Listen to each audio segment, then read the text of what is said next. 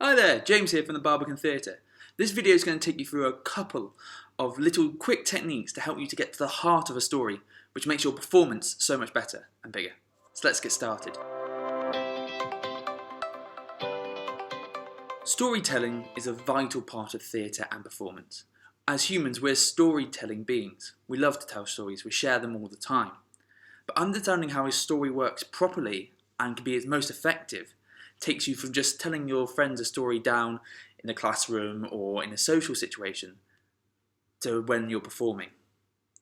And there's simple ways you can get to a heart of a story to make sure when you tell it, it is more invigorating to watch for the viewer and more invigorating to perform for you.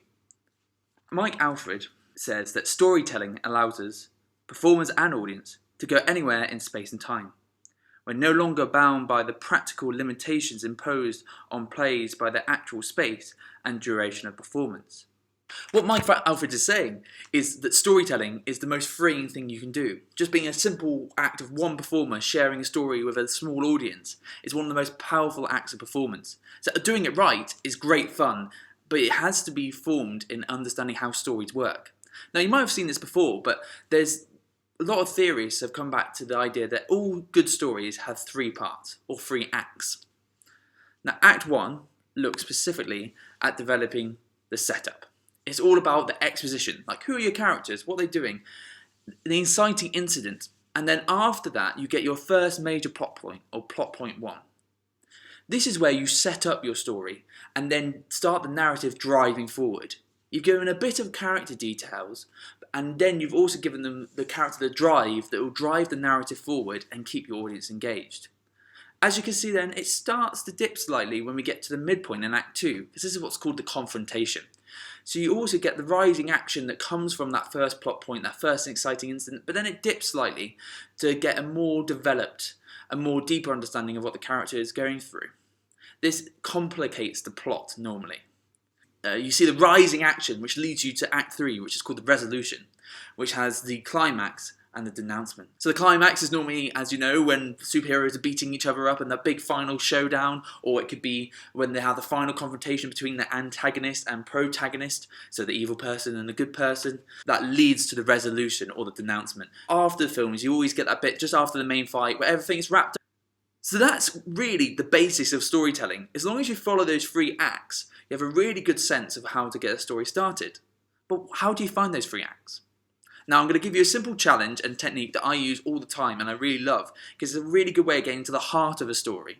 Because what you realise, a lot of storytelling is all the added bits, talking about the world you're in. Is it got blue trees? Is it got trees that you do a shaman dance to if you're Avatar? That is actually a lot that's added on to the story. The core of the story can be summed up in 7 simple sentences. And you can break down most story arcs into those 3 acts, but then get it even more refined to 7 simple sentences. So how does this technique work then? Well, take a fairy tale that you know, for example. I'm going to use Red Riding Hood. I hope you all know Red Riding Hood, but it's a popular tale. It's got lots of endings, so I apologise if the ending I use is not the one you're familiar with, but I can't cover them all here. So breaking that down into 7 simple sentences, Red Riding Hood could be something like this. Red is a child who goes off to see her sick grandma. She meets a wolf along the way. The wolf races to the grandma's house. The wolf eats grandma and gets dressed up in her clothes. Little Red Riding Hood arrives at the house. She notices how weird grandma looks. The wolf takes off the disguise and eats Red Riding Hood. Now that wasn't really an exciting story to hear, was it? But that is simply what Red Riding Hood is. And it's so easy to take what is quite a long fairy tale and shorten it very dramatically. So those are, if you compare it to the acts of the story that we talked about earlier, those are the main points you need to follow. So when you're performing a story, when you're performing all the bits about the wolf having big teeth and all the fun bits like that, you still need to remember that you should always be driving between these 7 major points. If you're driving between these 7 major points, you will actually have a more interesting story and you'll hold the tension with the audience. So what I want you to do is do this with any fairy tale or any story you like. Break it down into 7 simple sentences. It's going to be very difficult, but you realise how much stories has subplots and other things like that.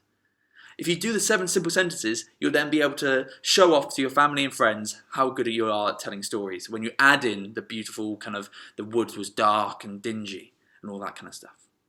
If you want to learn a bit more about that kind of work and write your own stories, check out Sade's video and combine these two together, and then you'll really get a sense of how to create your own narrative that drives the story and the characters forward, but then also add in the lovely fluffy stuff around it which makes us even more engaged in the worlds that we create. Check out all the other videos on the B-Hive and I look forward to seeing you soon.